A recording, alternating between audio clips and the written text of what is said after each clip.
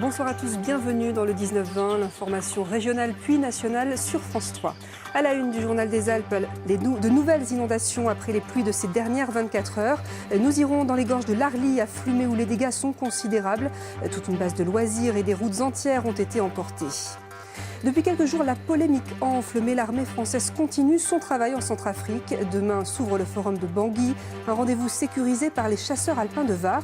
Nous avons pu les suivre sur place lors de la préparation de cet événement censé ramener la paix en Centrafrique. Et puis comme tous les dimanches soirs, nous parlerons sport avec vous, Frédéric Lefrançois. On vous écoute pour le programme. Oui, du sport pour nous réchauffer après un week-end, disons, vraiment pluvieux. Football, basket, revue du web, tout le monde sera présent, il ne manquera personne. Et puis, nous reviendrons comme il se doit sur la très bonne nouvelle de ce week-end. Après avoir passé une saison à Tremblay, Bourgoin, à l'occasion de l'avant-dernier match, a obtenu le droit de rester en Pro D2. Les Ciels et Grenats ont battu Béziers hier soir, 49-7.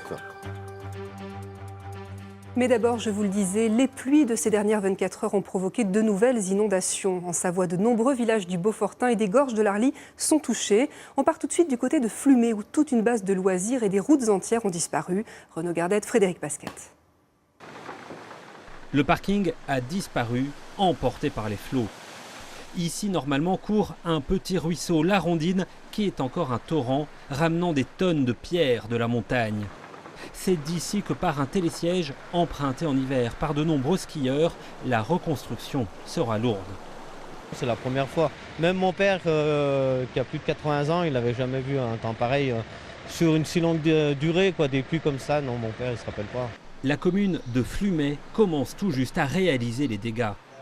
En contrebas, la base de loisirs et le plan d'eau venaient tout juste d'être refaits. Le parcours VTT, la buvette, les jeux pour enfants ou le skatepark ont été emportés.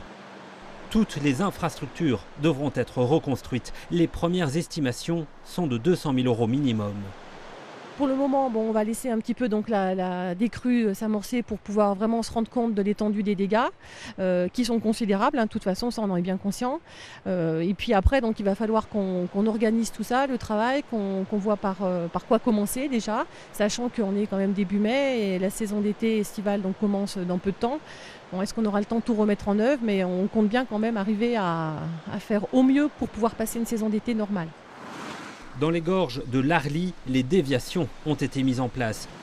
La route principale est coupée depuis hier. 400 mètres de chaussée ont été emportés par les flots.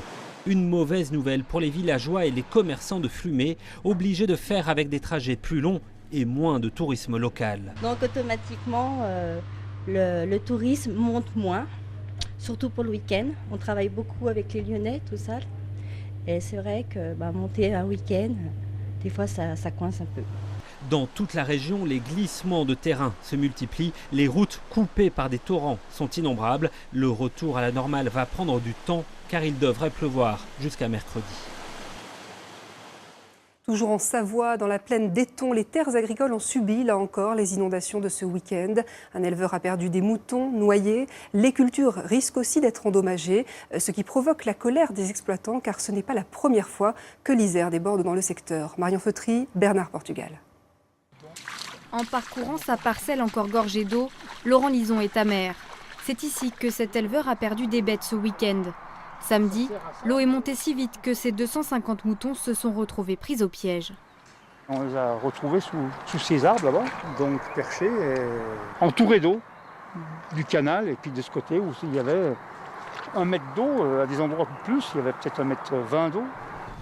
Bilan, une bête retrouvée morte, une trentaine d'autres encore disparues, et une question pour cet éleveur, combien cela va-t-il coûter ? Cet agriculteur n'est pas le seul à subir les conséquences des intempéries. Dans les champs, céréales, pommes de terre, oignons refont à peine surface après avoir été littéralement engloutis. Sur cette exploitation, les récoltes de maïs sont compromises. Il faut que l'eau s'évacue rapidement de façon à ce qu'il ne s'asphyxie pas. Bon, n'importe comment, il va jaunir, il va perdre en vivacité. Et puis les emplacements où c'est bien inondé, il va pourrir. On le voit à des endroits, déjà on ne le voit plus là.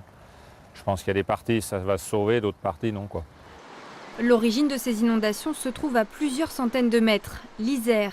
Avec les fortes pluies et la fonte des neiges, la rivière est sortie de son lit pour la 3e fois en 20 ans. La digue, installée en 2001, n'a pas suffi à retenir l'eau. Et cette digue, elle aurait dû être déjà beaucoup plus haute, de façon à canaliser de ce côté, ou alors à empêcher que l'Isère revienne de ce côté, quoi. Quand ils l'ont construit, on avait demandé à ce qu'ils la remontent. Elle n'a jamais été remontée. On nous a dit ça suffit largement, quoi. Et ça, c'est quand même la cause de l'inondation dans les terres. Construire une nouvelle digue, curer la rivière, voilà ce que réclament les agriculteurs d'Éton. Si rien n'est fait pour protéger leurs terres durablement, ils n'excluent pas de monter au créneau. Et Météo France l'a annoncé, l'alerte orange est désormais levée. Les cours d'eau sont en décrue, notamment l'Isère. Mais hier, la rivière a atteint son niveau le plus haut depuis 2001. Elle restera sous surveillance pendant quelques jours, car avec la pluie et le redout toujours associés à la fonte des neiges, l'eau pourrait à nouveau monter. Xavier Schmitt, Maxime Kemener. La voie sur Berge reste fermée à la circulation. Elle est encore partiellement inondée et couverte de boue ou de branches charriées par le courant. Mais l'Isère amorce sa décrue. Elle atteignait 3,40 m à Grenoble samedi midi, un record depuis mars 2001. Aujourd'hui, le niveau est descendu à 2 mètres. L'eau est en train de baisser et va se stabiliser, donc on vient de laisser passer en fait le pic de crue qui était lié aux précipitations de jeudi et de vendredi. Voilà. Et donc on a eu encore de nouvelles précipitations mais beaucoup moins importantes cette nuit, et donc l'eau va repartir à la hausse mais pour rester sur des niveaux qui sont bien plus bas que ceux d'hier. La couleur de l'eau est due aux sédiments de schiste arrachés aux vallées savoyardes, celles de la Maurienne et de l'Arly. Après les fortes pluies sur les reliefs, la fonte des neiges aura un impact plus important sur le débit de la rivière. La fonte de neige, elle n'a pas la même capacité à produire de l'eau que les précipitations, mais par contre en continu elle va nous apporter de l'eau et donc effectivement elle va surtout empêcher que ça descende rapidement. De nouvelles pluies prévues la nuit prochaine vont contribuer à maintenir le niveau des cours d'eau. L'Isère pourrait remonter jusqu'à 2,50 m à Grenoble dans la soirée. Pour encore plus d'informations sur ces inondations et sur l'état des routes, je vous invite à consulter notre site internet alpes.france3.fr. Internet où vous trouverez également un article sur la venue demain de Najat Vallaud-Belkacem. La ministre vient rendre les conclusions de l'enquête de l'Éducation nationale dans l'affaire de pédophilie à Villefontaine. Malgré les polémiques qui la secouent depuis plusieurs jours, l'armée française continue son travail en Centrafrique. Et là-bas, la semaine prochaine s'annonce cruciale. Demain s'ouvre le forum de Bangui, une étape politique essentielle dans la reconstruction du pays. Le rendez-vous sera sécurisé par les hommes du 7e bataillon de chasseurs alpins de Vars. Jordan Guéant et Maxime Kemener les ont suivis sur place lors de la préparation de cet événement. Dimanche dernier, 8 h du matin, le lieutenant Nicolas prépare sa patrouille du jour. Toutes les patrouilles désormais doivent être l'occasion de faire ce qu'il appelle de la persuasion insistante auprès de la MINUSCA. Concrètement, il faut aller les voir, discuter avec eux comme vous avez fait hier. Et puis les rassurer quant au forum de Bangui, leur dire qu'on travaille avec eux. Préparer, sécuriser le forum de Bangui, ce rendez-vous politique crucial en appui à la MINUSCA, la force de l'ONU. Voilà l'une des missions des chasseurs alpins en Centrafrique. Il y a eu une phase où on était devant, on était en premier rideau. Ensuite, la MINUSCA nous relève, vous êtes arrivés. Maintenant, voilà, on vous transfère toutes les consignes de la meilleure manière possible. Dans un pays désormais plus apaisé, l'heure de la reconstruction politique est arrivée. Ce lundi, la capitale centrafricaine accueille donc le Forum national. Charge à lui de sceller la réconciliation entre les factions, de mettre sur pied un calendrier politique, une étape essentielle préparée sur le terrain par les chasseurs alpins. Lieutenant Nicolas, tout se passe bien ? Il y a des groupes de la MINUSCA qui passent de temps en temps ici ou pas? Oui. Bon, bientôt le forum? Oui. C'est important ou pas? C'est important par rapport. C'est important. C'est par rapport à notre pays. Ouais, c'est ça. Là, on rencontre une bonne mobilisation, j'allais dire morale, de la population vis-à-vis du forum, qui attend vraiment que ça réinstaure la paix en Centrafrique. Une étape commencée depuis plusieurs mois. En février, les militaires grenoblois ont d'abord été déployés dans le nord. 7 semaines de mission pour réinstaller un embryon d'administration. C'est un symbole important de revoir un préfet se réinstaller dans une préfecture. C'est un symbole important de revoir des forces de sécurité intérieure œuvrer à leur côté pour assurer une sécurité de proximité. Si tout se passe bien, le forum de Bangui débouchera sur une présidentielle en octobre. Quant à la MINUSCA, avec ses 12 000 hommes venus de 10 pays, elle prendra à terme le relais de l'armée française. Ici, en Centrafrique, ce forum de Bangui est donc perçu comme une étape cruciale dans la reconstruction du pays. Pour la France, c'est aussi un signal positif, celui du désengagement. Il y a aujourd'hui 1700 militaires sur cette base de Mpoko. Ils ne seront plus que 800 à l'automne. Les 242 chasseurs alpins de Grenoble, eux, ne seront d'ailleurs pas relevés lorsque leur mission s'arrêtera, vraisemblablement fin juin. Preuve que cette mission de sécurisation sera alors bel et bien accomplie. Voilà pour ce reportage tourné avant les révélations du Guardian sur les accusations de viol envers des enfants. Des accusations qui, pour l'heure, ne concernent pas les chasseurs alpins. On passe au sport avec d'abord du cyclisme et l'arrivée aujourd'hui du Tour de Romandie, Frédéric. C'était même la dernière étape du Tour de Romandie organisé chez nos voisins suisses. Une course qui a débuté mardi dernier par un contre-la-montre par équipe et qui s'est conclue aujourd'hui avec un contre-la-montre individuel couru autour de Lausanne. Pour AG2R, c'est à nouveau Romain Bardet qui a réalisé la meilleure performance de l'équipe savoyarde et la meilleure performance française en se classant 6e. Au général, le haut ligérien termine 9e de l'épreuve, remporté par le russe Zakharine et son maillot jaune. C'est la bonne nouvelle du week-end. En rugby, le CSBJ se maintient en Pro D2. Oui, ça y est, c'est fait. Les rugbymen bergaliens ont assuré le maintien en battant hier soir l'équipe de Béziers. Une rencontre qui avait lieu au stade Pierre Rajon et une victoire sur le score de 49-7. Grâce à cette victoire, la Bergalie reste en vie en Pro D2. Ce n'était pas signé. Les Ciel et Grenats ont assuré leur maintien en Pro D2 avec beaucoup de regrets sur une saison ratée. Surtout lorsqu'ils sont capables de sortir un tel match comme face à Béziers. Ils ont commencé à fond, puis ils ont encore accéléré. On s'est embêté toute l'année et donc aujourd'hui c'est une explosion de joie et je suis fier de toute l'équipe, c'est un pur bonheur de finir comme ça. Vous étiez en mode TGV en première période. Il fallait attaquer comme ça et il fallait mettre l'intensité tout de suite. Puis on avait à cœur de vraiment faire un gros match. Et voilà, comme je vous ai dit, je suis encore très fier de mes collègues et on va savourer ça parce qu'après une année difficile comme ça, on a besoin de tout ça. 5 essais marqués dans la première période par les Ciel et Grenats. Avec la manière, les Bergaliens savent que le maintien est assuré, surtout lorsqu'on rentre au vestiaire en menant 37-7.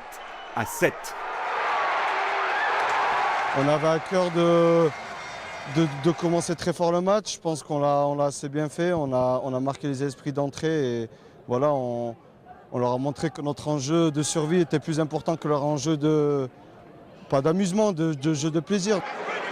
Pour enfoncer le clou, Bourgoin va encore marquer 2 essais dans la deuxième période. C'est l'euphorie à Pierre Rajon. Toute la semaine, on attendait ce jour-là et on peut l'entendre dans le stade. On est tous fiers de maintenir ce club en Pro D2. On a montré une très belle image. C'est presque frustrant de se dire qu'on s'est fait peur pendant 10 mois sur 12 sur cette saison très compliquée. Mais bon, c'est de très bon augure pour l'année prochaine parce qu'on a un groupe qui va très peu changer et on va essayer de continuer cette aventure en Pro D2 et de pérenniser le club en Pro D2. Allez, pour se faire plaisir, le 7e essai juste à la sirène, 49-7, score final. 13e au classement, les Ciel et Grenats sont mathématiquement sauvés. On passe du ballon ovale au ballon rond pour parler du GF38, Frédéric. Le GF38, oui, le GF38 qui a gagné hier soir dans le Vaucluse au Pontet sur le score de 3-1. Du coup, les Grenoblois, 2e de CFA, peuvent toujours espérer monter d'une division, ce qui les rapprocherait un petit peu de leur gloire passée. Reportage en plein déluge signé Greg Lespinasse, Jean-Pierre Aradito et Asdine Kebapti. À Grenoble, pendant que le coach prépare la séance d'entraînement, sous la pluie, les joueurs s'échauffent, eux, à l'intérieur, en jouant au baby.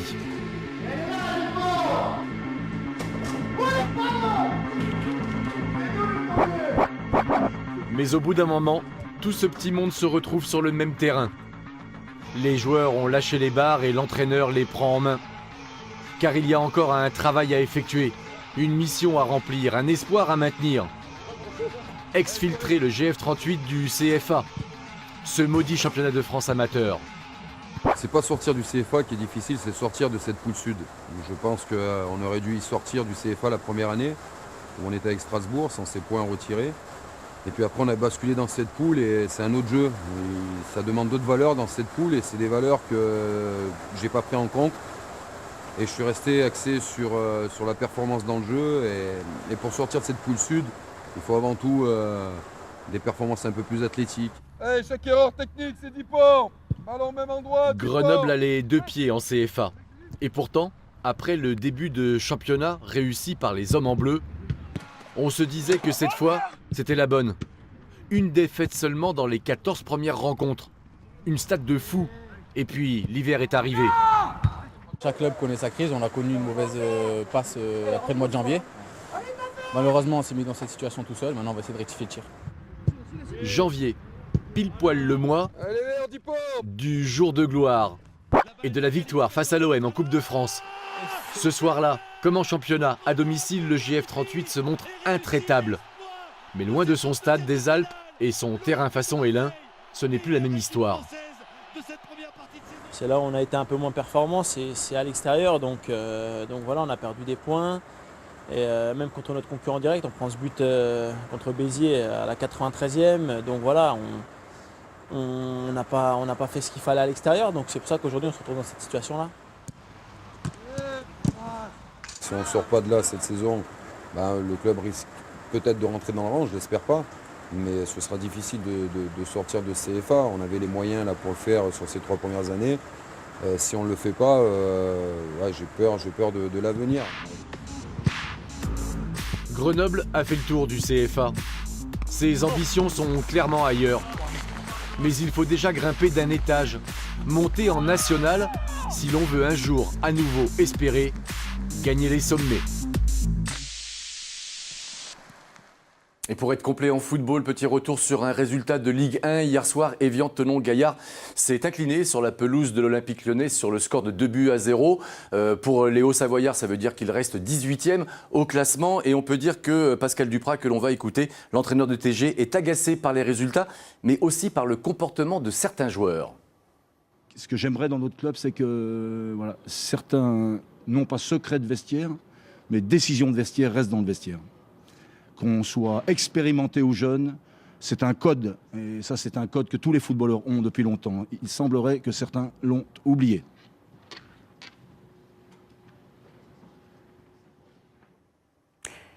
Allez, un mot de... Une belle sortie. Belle sortie. Un mot de sport féminin, ça va faire du bien dans ce monde très viril. Effectivement, et pour être précis, un mot de sport féminin, un mot de basket féminin avec les filles de l'équipe du Pays Voironnais qui ont remporté hier à Paris la finale du trophée Coupe de France.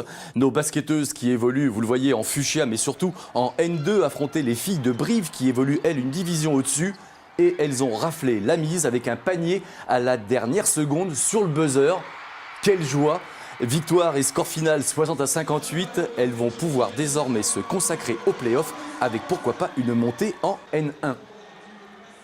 Et il y avait aussi du hockey sur glace ce week-end avec l'équipe de France qui a débuté ses mondiaux hier. Les championnats du monde qui se déroulent effectivement depuis hier à Prague, en République tchèque. Et l'équipe de France a mal commencé puisqu'elle a perdu sur le score de 2-1 face à l'équipe d'Allemagne. Les Français vont pouvoir se refaire dès ce soir, en tout cas c'est ce qu'on espère pour eux, face à la Suisse avec un match qui débutera un peu après 20h. Voilà pour les résultats, on passe à la revue du web. C'est notre échappatoire numérique du dimanche soir. Au programme, 4 extraits vidéo consacrés au sport. Et ce soir, parmi ces extraits, il y aura, vous allez voir, du wakeboard de très très haut niveau.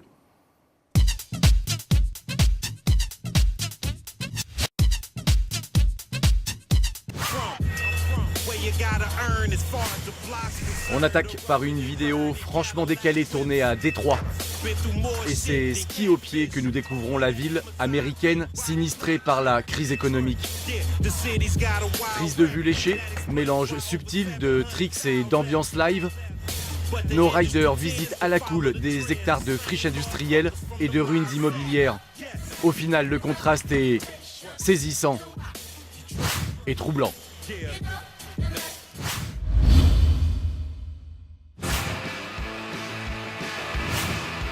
On pose les skis, mais on rechausse quand même pour un peu de glisse, en mode liquide cette fois.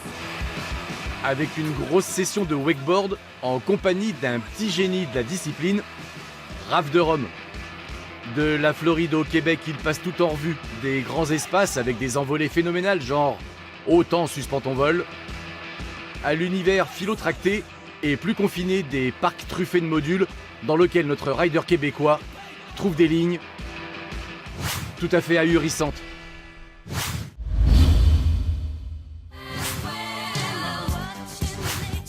Lors de son dernier passage à Lilliput, Gulliver a oublié son skate et depuis c'est de la folie au pays des rikiki. Nos Minimoys se sont emparés de l'engin pour le transformer en transport en commun.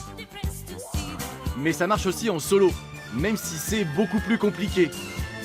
Surtout sur la fin, car apparemment pour s'arrêter, c'est pas gagné. Alors mieux vaut sauter en marche.